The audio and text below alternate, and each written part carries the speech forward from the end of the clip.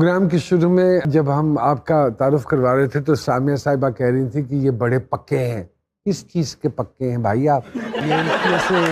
Thank you so much to her. लेकिन बस मेहनत कर रहे हैं नुमान भाई। मैंने स्टार्ट किया था 2013-14 में एंड देन 2015 में हमारा एक मैं मैशअप्स बनाता था बिकॉज मैं म्यूजिक डायरेक्ट करता था। अच्छा, वेरी गुड, बनाता था, वेरी नाइस।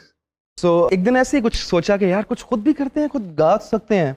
तो वहाँ पे हमारे शोज चल रहे थे नसीबो लाल जी के। तो मैंने उनको फर्स्ट टाइम सुना जब लाइव, तो मैंने कहा ये बहुत अच्छा गाती हैं, इनके साथ कुछ बनाया जाए। सो तब एक हम लोगों ने मैशअप बनाया और वो ओवरनाइट इतना सक्सेसफुल हुआ, माशाल्लाह, वो मिलियंस में गया। एंड उसके बाद फिर मैंने बहुत काम किया 15 से लेके अभी तक, जिसमें बस एक थोड़ा सा प्रॉब्लम रहा मेरे साथ कि पाकिस्तान में इतना ज़्यादा काम मैं नहीं कर सका।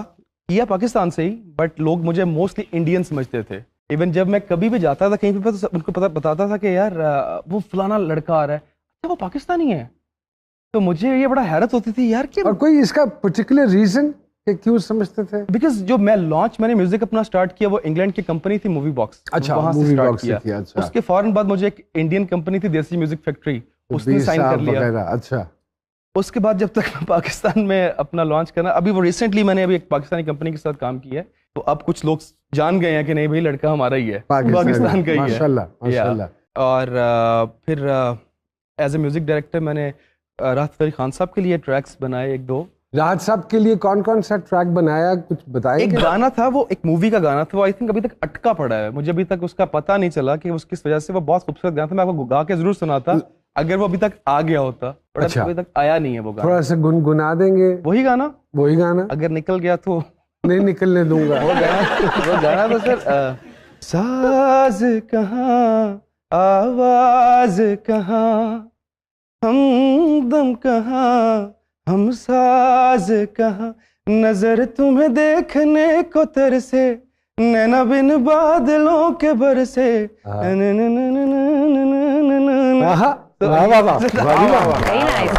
हो जाता है जी इस तरह इश्क आपको बहुत जल्दी?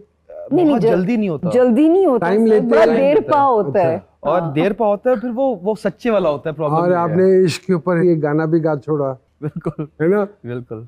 तो अगर मैं कहूँ 4 बोल उसके भी सुनाए। अभी मैंने एक वो रिसेंटली गाना गाया, वो इसी बारे में था जो मैं फील कर रहा था। हाँ। अचानक मैं लिख रहा था और लिखा कुछ नहीं जा रहा था, फिर एकदम से जब मैं उठा और मैंने उठते हुए मेरे मुंह से एक लाइन निकली कि लिख लिख के शायर हो गए हैं यार। तो मैंने उधर ही बैठ गया, मैंने कहा गाना बन गया, इसी पे गाना बनाता हूँ। जी मेजर, तो मैं आपको वो गाना सुनाता हूँ। वे सुन सजना वे दिल दी आवाज़ां, तेनू मंगदा मैं पढ़ के नमाज़ां, मैं दिन विच लिखदा तेरे ही बारे, ते राती गिनदा रहंदा तारे, असी तारे गिनण दे नी हुण माहिर हो गए हां, तेरी याद च लिख लिख के असी शायर हो गए हां, असी तारे गिनण दे नी हुण माहिर हो गए हां, तेरी याद च लिख लिख के असी शायर हो गए हां। और इसकी सबसे मजे की लाइन जो लिखी गई वो था, असी फिके फिके जे तू मिठा मिठा है, असी थोड़े सांभले तू चिट्टा चिट्टा है,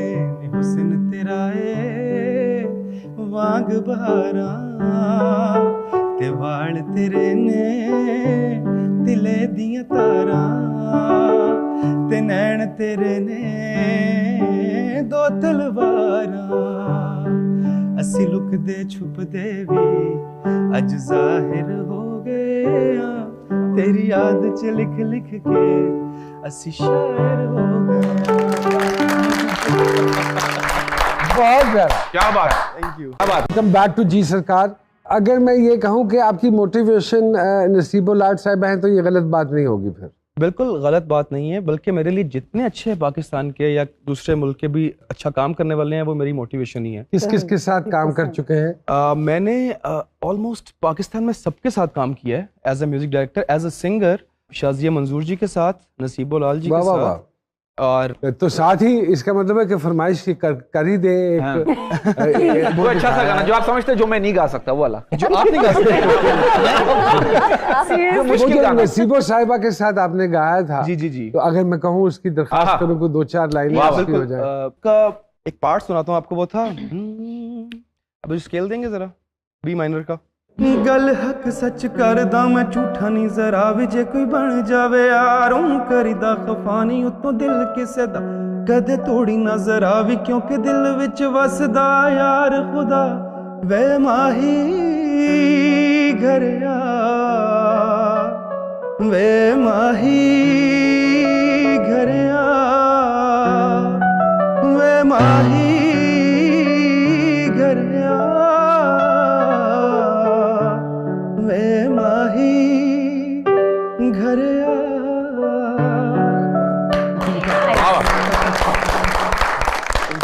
माशाल्लाह माशाल्लाह। अभी जैसे आलिया साहिबा से हम पूछ रहे थे उस्ताद का होना जिंदगी में बहुत जरूरी है, तो इस तरह कोई उस्ताद गुजरे आपकी जिंदगी में? बहुत सीखा है। जब मैं रिकॉर्डिस्ट था तो मेरे पास स्टूडियो था, तो काफ़ी ज़्यादा अच्छे बड़े लोग रिकॉर्ड करने आते थे डिफरेंट प्रोजेक्ट्स मेरे पास, तो जब वो करवा रहे होते थे मैंने वहाँ से सीखा। फिर उसके बाद यूनिवर्सिटी में मैं फिल्म एंड टीवी का स्टूडेंट था। देन जब वो मैंने कंप्लीट किया तो मैं इंग्लैंड चला गया and I done my music college from there, from London. माशाल्लाह। या तो अगर मैं ये कहूँ कि आपने वाकई मौसीकी पढ़ी है, या exactly is the right thing. अच्छा, ओके। सो मैंने वो पढ़ के फिर मैंने एक्सपेरिमेंट्स करना स्टार्ट किए। Very nice. या और फिर जहां से सीखने को मिला मैं आज भी सीखता हूँ। एक अच्छी आदत कह लें या बुरी आदत कह लें, मैं मोस्टली चुप रहता हूँ कहीं पे भी, क्योंकि मैंने ये चीज नोट की है अपनी लाइफ में कि जहाँ पे आप चुप रहते हो तो आपको ज्यादा सीखने को मिलता है। इसलिए तुम चुप हैं। और मैं परेशान हूँ कि ये कब सीख चुके हैं और ये बोलना शुरू करेंगे। अच्छा जी, आई थिंक ये सबसे बेस्ट वे होता है लर्निंग का, क्योंकि जब कोई आप ज्यादा चुप रहते हो लोग समझते हैं कि इसको कुछ पता नहीं है, और आप ऐसे बने भी रहो कि मुझे कुछ नहीं पता, क्योंकि फिर आपको उनसे बहुत कुछ सीखने को मिल जाता है, अच्छा भी और बुरा भी। बुरा फेंक दो, अच्छा रख लो अपने पास। वाह वाह वाह, तो बहुत अच्छी चीज है। और नमन भाई आपने एक बात की थी, किसी को परखना है तो अनजान बन जाओ, जैसे कुछ पता ही नहीं है, बता देगा। ये भी एक सीखने का तरीका।